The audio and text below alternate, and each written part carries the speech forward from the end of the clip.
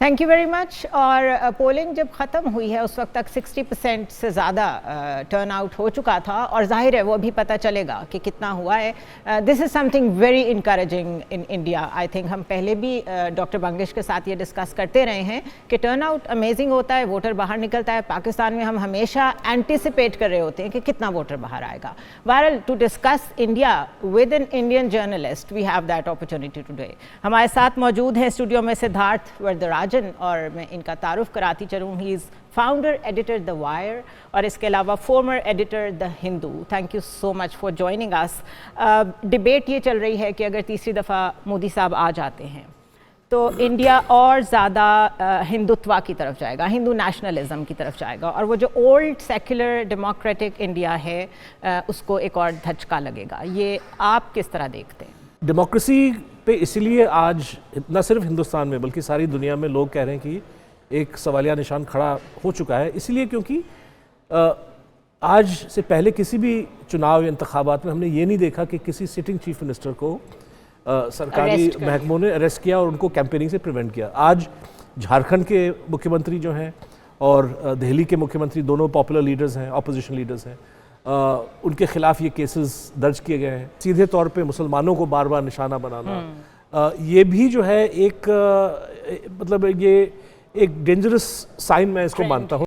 जब सारे executive power आपके हाथ में, जैसे हिंदुस्तान की जो आइन है ये गारंटी करता है freedom of press, freedom of speech, लेकिन बहुत सारे ऐसे मिसाल हैं जहाँ पे सहाफ़ियों के खिलाफ केसेस दर्ज किए गए हैं। रेफ्यूजी लॉ एक चीज़ होती है, मतलब रेफ्यूजीज इंटरनेशनल रेफ्यूजी रजीम के तहत आप उनको बड़ी आसानी से अकोमोडेट कर लेते हैं, लेकिन मुझे लगता है कि सियासी मैसेज बीजेपी भेजना चाहती है कि हम ये लाउडली कह रहे हैं जो चीज़ हिंदुस्तान ने अपनी 3,500 ईयर हिस्ट्री में कभी नहीं कहा कि ये मुल्क जो है मतलब हमारा हिस्ट्री है कि ये मुल्क सभी लोगों का है।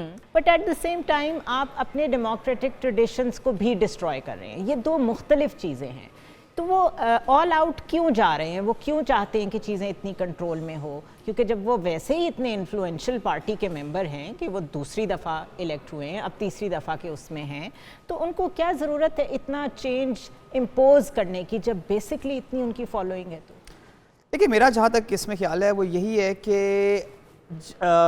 किसी दुनिया में कहीं भी अगर आप रिलीजियस राइट को देखें तो उसका एक पैटर्न है।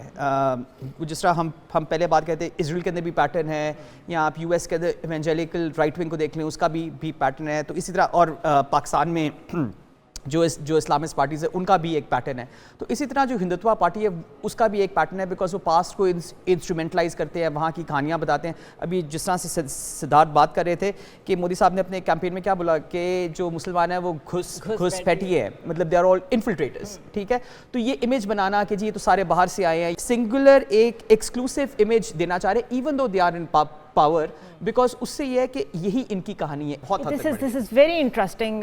मैं बहुत शुक्रिया अदा करूंगी आपका कि आपने आके हमें वक्त दिया और स्टूडियो में वक्त दिया। और बड़ा इम्पोर्टेंट पॉइंट जो सिद्धार्थ ने रेज़ किया है, दैट इज़ के जो असल इशू है वो तो ये है कि जो अमीर है वो अमीर तर हो रहा है, गरीब जो है वो गरीब तर हो रहा है। तो ये टैक्टिक्स होते हैं कि आप कोई एक रिलीजियस स्लोगन या हिंदुत्व कह लें उसको, in the case of India, उस तरफ तवज्जो डाइवर्ट कर दें लोगों के सेंटिमेंट्स की, ताकि रियल इशू की तरफ ना आना पड़े, वरना डिलीवर करना पड़ेगा।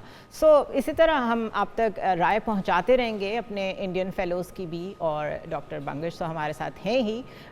इस वक्त सेकंड फेज़ आज कंप्लीट हुआ है, थर्ड फेज़ में हम एक दफ़ा फिर आपके सामने आएंगे।